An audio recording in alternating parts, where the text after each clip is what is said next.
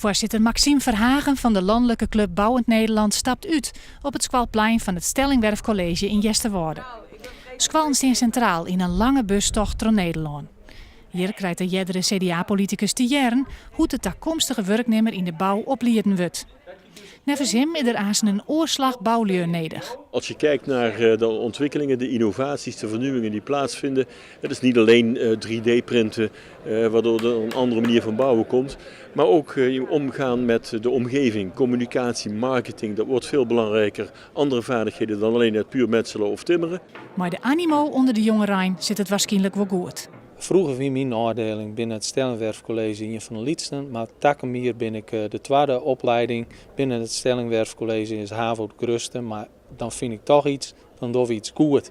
En dat valt op, want zakwat op de bouwcrisis verwacht je soms net.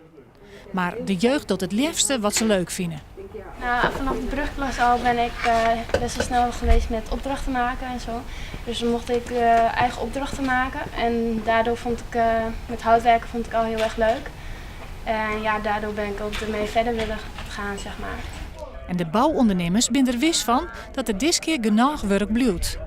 Want alleen al tot 2040 komen er in heel Nederland zo'n miljoen huishoudens bij. Dus er zal vraag zijn. Nederland is niet af. Ook als je kijkt naar de infrastructuur zijn er enorme hoeveelheden uitdagingen die op ons afkomen.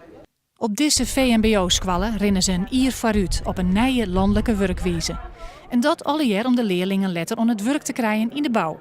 Je doet voor de omgeving om te zien van, om ben toch meer kansen te gaan en inderdaad echt voor te zetten op de arbeidsmarkt. Zet je dan inderdaad dat ze een goede kans hebben op werk.